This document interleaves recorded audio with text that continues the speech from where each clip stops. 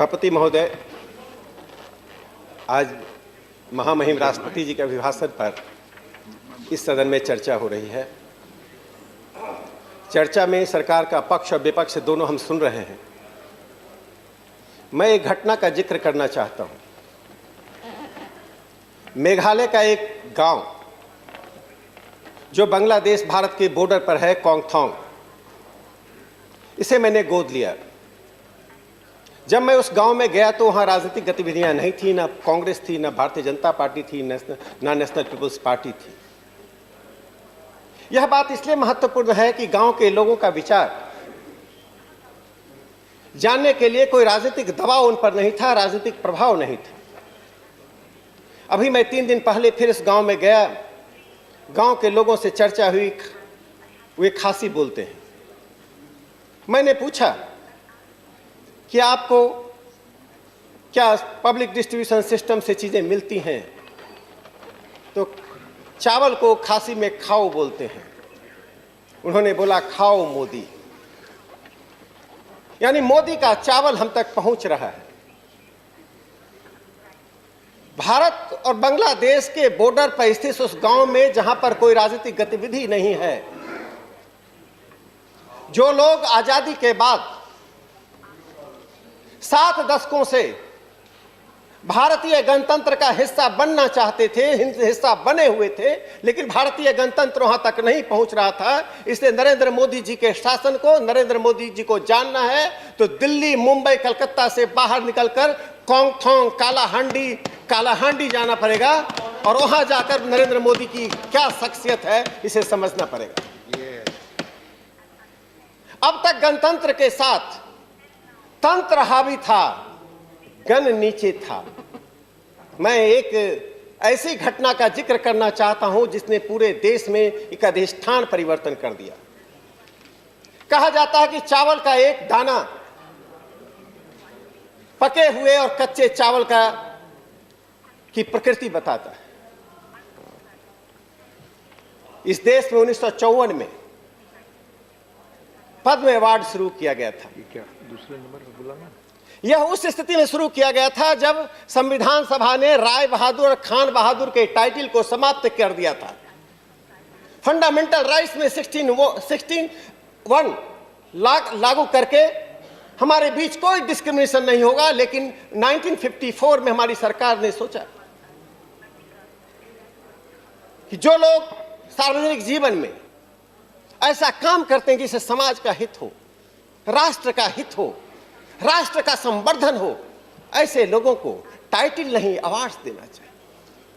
लेकिन 55 से लेकर 1969 तक जो हुआ, मैं कोई टिप्पणी करना नहीं चाहता हूं, टिप्पणी करना अनुचित होगा। उसके कारण कांग्रेस पार्टी के पूर्व अध्यक्ष, अखिल भारतीय राष्ट्रीय कांग्रेस के 15 साल रहे महासचिव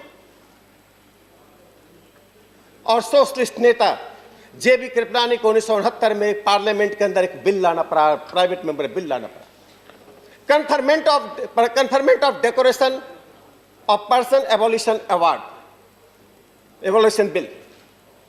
उन्होंने तर्क दिया, निजी प्रतिबद्धता, राजनीतिक प्रतिबद्धता के आधार पर आप लोगों को यह अवार्ड देते हैं जो कि इस देश का अपमान है, इस देश के नागरिकों का अपमान है। यद्यपि बिल डिफीट हुआ, लेकिन परंपराएं चलती रही। निजी प्रतिबद्धता और निजी आकांक्षाओं, निजी संबंधों के आधार पर अवार्ड देते रहे। 2014 में नरेंद्र मोदी जी की सरकार बनी। जो परिवर्तन हुआ, वह परिवर्तन यदि विपक्ष के दिल को नहीं छू रहा है तो मैं मानूंगा वह संवेदनशील दिल है। यह वह पार्लियामेंट है जिस पार्लियामेंट में कम्युनिस्ट पार्टी के भूपेश गुप्ता, जब प्रधानमंत्री अच्छा काम नेहरू जी कर रहे थे तो भूपेश गुप्ता जी ने नेहरू जी की प्रशंसा करनी शुरू कर दी। तो इतनी प्रशंसा विपक्ष ने की कि गंगा शरण सिंह जी कांग्रेस के थे, नेहरू जी के मित्र थे। उन्होंने कहा था कि हमारे पास विष्णु सहस्त्र नाम है, दूसरा नेहरू सहस्त्र नाम की जरूरत नहीं। यह विपक्ष और सरकार का संबंध होता था। जहां सरकारें गलत करेंगे वहां आप आलोचना कीजिए, हम आलोचना स्वीकार करेंगे। लेकिन जहां सरकारें राष्ट्र की अस्मिता को स्थापित करती हैं, गणतंत्र को पुनः रिसरेक्ट करती है, वहां पर अब सरकार को कटघरे में खड़ा। ये लक्ष्मी कुट्टी जी कौन है केरल की? ये चुटनी देवी जी कौन है? ये राधे देवी मणिपुर की कौन है? ये पप्पामल तमिलनाडु की कौन है? ये राधे देवी, चुटनी देवी, पप्पामल देवी और बिहार का दिलीप कुमार सिंह। 92 साल की आयु है, 92 ईयर्स की आयु है। 1954 में विदेश से स्वास्थ्य की शिक्षा लेकर आए और जीवन भर गांव में गरीबों की सेवा करते रहे। अपनी मेडिकल की उपाधियों को उन्होंने पैसे अर्जन में नहीं दिया। भारत का गणतंत्र नई दिल्ली उस भागलपुर के दिलीप कुमार सिंह में 2021 में पहुंचे। लक्ष्मी कुट्टी जी के पास 2016 में पहुंची। तो तंत्र जो गण पर हावी था, अब गणतंत्र पर हावी है। यह नरेंद्र मोदी जी का वह अधिष्ठान परिवर्तन है जिसे विपक्ष को सराहना चाहिए। ऐसे अनेक उदाहरण हैं। मैं तो सिर्फ चावल के दाने आपको दे रहा हूं। यदि आप महिलाओं से जाकर देखिए, एक ही दाना निकाल कर देखते हैं चावल पका है या नहीं पका। लेकिन मैं एक दूसरी बात कहना चाहता हूं। इस विपक्ष की पर मैं एक शब्द कहना चाहता हूं। इस समकालीन विपक्ष की स्थिति क्या है? Dark truth and white lies. आप उस सिम्टम से निकलिए। जब तक आप डार्क ट्रूथ में फंसे रहेंगे और व्हाइट लाइज बोलते रहेंगे, जनता में आपकी विश्वसनीयता समाप्त हो रही है। आप हमें लोकतंत्र की शिक्षा दे रहे हैं। बार बार कहा जा रहा है कि नरेंद्र मोदी जी की सरकार में लोकतंत्र का गला घोटा जा रहा है, पत्रकारों को गिरफ्तार किया जा रहा है, बुद्धिजीवियों को जेल के अंदर डाला जा रहा है। मैं थोड़ा सा आईना दिखा देता हूं। मैं इमरजेंसी की बात नहीं करूंगा, वो तो सब हम जानते हैं। आजादी के बाद 1958 में पहला कानून क्या बना? 1958 में armed forces special powers act. 1969 में क्या बना? Unlawful activities prevention act. 1971 में क्या बना? जो हम सब जानते हैं, Misa, maintenance of internal security act. 1980 में क्या बना? National security act. 1985 में क्या बना? टाडा। और ज्ञानी जैल सिंह जी नहीं होते, मैं अपने पूर्व राष्ट्रपति माननीय ज्ञानी जैल सिंह जी को नतमस्तक होना चाहता हूं। उन्होंने अपनी ही सरकार के पोस्टल बिल अमेंडमेंट को रोक दिया, जिसमें राजीव गांधी जी की सरकार कह रही थी कि हम पोस्ट ऑफिस से गुजरने वाली हर चिट्ठी को पढ़ने का अधिकार रखते हैं।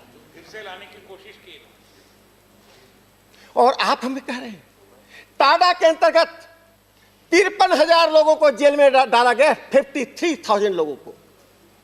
7 साल बाद सिर्फ 434 लोगों को सजा मिली थी। एक और घटना का जिक्र करके मैं आगे बढ़ना चाहता हूं। 1949 की घटना है। हम सब ने तीसरी कसम फिल्म देखी होगी, मैं तो नहीं देखा लेकिन मैं जानता हूं। उसके गायक हैं मजहूर सुल्तानपुरी। वो दुनिया बनाने वाले, तूने कैसी दुनिया बनाई, काहे को दुनिया बनाई। ये गाना कहां लिखा गया? ये जेल के अंदर गाना लिखा गया। राज कपूर मजहूर सुल्तानपुरी से जेल के अंदर गए गाना लिखवाने के लिए। क्या हुआ था? बंबई के मिल मजदूरों के बीच में भाषण करते हुए मजहूर सुल्तानपुरी ने सिर्फ यही तो आलोचना की थी, कॉमनवेल्थ के की सदस्यता आप क्यों ले रहे हैं। तब जनसंघ से लेकर सोशलिस्ट और कम्युनिस्ट पार्टी के बीच सहमति थी कि उपनिवेशवादी शासन के अंतर्गत जब हम रहे हैं, हम कॉमनवेल्थ के सदस्य नहीं बनेंगे। मजहूर सुल्तानपुरी ने तो यही कहा था। मन में जहर डॉलर का लेकर, मन में जहर डॉलर का बसा है, यही तो कहा था। कॉमनवेल्थ की गुलामी करते हो। उनको 2 साल जेल के अंदर रख दिया गया था मजहूर सुल्तानपुरी को। और तभी राज कपूर उनके पास गए, इसलिए कि उनके घर की हालत खराब थी। उसमें गाय को 250 रुपए दिए जाते थे कि जाओ एक गाना लिख दो। मैं आगे बढ़ना चाहता हूं। प्रधानमंत्री नरेंद्र मोदी जी की शख्सियत की बात यूनाइटेड नेशन कर रहा है। 150 देश के राष्ट्राध्यक्ष कह रहे हैं कि कोविड नेशनलिज्म से बाहर निकलकर आप कोविड ग्लोबलिज्म में चले गए। हम चाहते तो कोविड के वैक्सीन का उपयोग व्यापार के लिए कर सकते थे, हम डिप्लोमेसी के लिए कर सकते थे, लेकिन मानवीयता के सवाल पर नरेंद्र मोदी जी की सरकार डिप्लोमेसी नहीं करती है, स्वार्थ नहीं करती है। हम स्वार्थ और डिप्लोमेसी से ऊपर उठकर अपना काम करते हैं। मैं एक और आगे बढ़ना चाहता हूं। कैसे अधिष्ठान परिवर्तन हुआ है? 1931 में 20 अक्टूबर 1931 को महात्मा गांधी ने royal institute of international affairs में एक भाषण दिया था लंदन में, जिसमें उन्होंने कहा था जब ब्रिटेन भारत में आया तो चीजों को एज इट इज रखने की जगह उसने क्या किया? They started scratching the soil and looking at the roots. और क्या हुआ? They left the roots as they were and the beautiful tree perished. उन्होंने भारतीय शिक्षा के बारे में बताया था कैसे एक सुंदर वृक्ष को ब्रिटेन ने समाप्त कर दिया। उसी साल 1931 में बंगाल में आशुतोष मेमोरियल लेक्चर हुआ। कृष्णचंद्र भट्टाचार्य जी ने कहा था कि जब तक ideas in Swaraj, Swaraj in ideas नहीं होगा, विचारों का स्वराज नहीं होगा, तब तक देश स्वतंत्र नहीं हो सकता।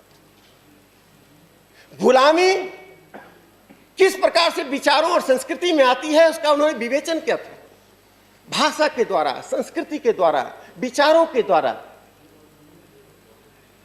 ये 31 के दो भाषण हैं, एक तरफ गांधी जी लंदन में, दूसरी तरफ आशुतोष मेमोरियल लेक्चर कोलकाता में। क्या हुआ? आजादी मिली, हम सब जानते हैं। आप सोशल साइंस की किताबों को ढूंढ लीजिए, राजनीतिज्ञों का भाषण सुन लीजिए। यूरोसेंट्रिक पॉलिटिक्स, यूरोसेंट्रिक विचार हमारे समाज अध्ययन को डोमिनेट करता रहा है। हम समाज अध्ययन में, हम विचारों के क्षेत्र में यूरोप की गुलामी करते रहे। आप प्रधानमंत्री नरेंद्र मोदी जी का भाषण सुन लीजिए, उनके सारे मन की बात सुन लीजिए, पार्लियामेंट के स्पीच को सुन लीजिए। इन्होंने पहली बार यूरोसेंट्रिज्म को गुड बाय कहा। पूरा भाषण इंडिया सेंट्रिक है, भारतीय संस्कृति के सेंट्रिक है। भारत के संसाधनों से जो बौद्धिकता आती है उसे उन्होंने देश दुनिया को बताने की कोशिश की है। क्या यह अधिष्ठान परिवर्तन नहीं है? क्या हम आजादी की दूसरी लड़ाई नहीं लड़ रहे हैं जब विचारों की स्वतंत्रता के लिए भारत 130 करोड़ जनता कदम बढ़ा रही है और प्रधानमंत्री नरेंद्र मोदी जी उसका नेतृत्व कर रहे हैं? देखिए, मैं उस मॉडर्निटी की बात नहीं करूंगा, चूंकि आनंद शर्मा जी तुरंत कहेंगे उनको अब संसद में लाइए। मैं उनको अब संसद में कहां से लाऊंगा? मैं उनकी मॉडर्निटी की बात नहीं कर रहा, लेकिन नरेंद्र मोदी जी की जो आधुनिकता की परिभाषा है, उस परिभाषा में मैं बताना चाहता हूं decolonisation of Indian mind, de-Europeanization of ideas, de-Europeanization of the administrative structures। इन तीन बातों को लेकर हमारी सरकार आगे बढ़ रही है। उसका मैं दो उदाहरण देना चाहता हूं। नेशनल रिसर्च फाउंडेशन का नई शिक्षा नीति में गठन किया गया है। 1775 में एडम फर्गसन ने, माननीय राकेश जी बस एक मिनट में खत्म करें। एडम फर्गसन ने मैकफर्सन को कहा था, अपना शिष्य था मैकफर्सन का, go to India to discover, to collect and to translate the Indian literature. 1775 से लेकर 2020 तक हम यूरोप के द्वारा ट्रांसलेटेड, यूरोप के द्वारा शोध किए हुए चीजों को पढ़ते रहे, लिखते रहे। ऐसा नहीं हो सकता है। आज पहली बार नेशनल रिसर्च फाउंडेशन में अपनी भाषाओं को, अपनी संस्कृति को अनुवाद करना, उन पर शोध करना, यह भारत की नई परंपरा बनी है। बस मैं एक चीज के साथ मैं समाप्त करना चाहता हूं। सभापति महोदय, एक बात विपक्ष को समझ लेना चाहिए। संजय सिंह जी उस दिन बोल रहे थे, कंक्लूड करें, आपका समय खत्म हो गया, पार्टी के अंदर से समय जाएगा। आप अपने दूसरे कलीग का समय लेंगे, जैसा माननीय चेयरमैन ने कहा। कोई बात नहीं, मैं बात कर लूंगा। तो क्या कहा संजय सिंह जी ने? कहा रिपब्लिक डे की बात कर रहे थे। 2014 को 20 जनवरी को किसने कहा था हम गणतंत्र दिवस को डिसरप्ट करेंगे? मैं उनके लिए कविता कहना चाहता हूं। मैं टूटा तो सब टूटेगा, मैं टूटा तो सब टूटेगा, जो कुछ भी है वह भी छूटेगा। मैं हूं तो आजाद वतन है, मैं भारत का संविधान हूं, लाल किले से बोल रहा हूं। इसलिए कृपया करके ऐसी राजनीति मत कीजिए जो गणतंत्र पर सवाल हो, ऐसी राजनीति मत कीजिए जो भारत की अस्मिता पर सवाल हो, ऐसी राजनीति मत कीजिए। धन्यवाद राकेश जी, पर सवाल हो। धन्यवाद।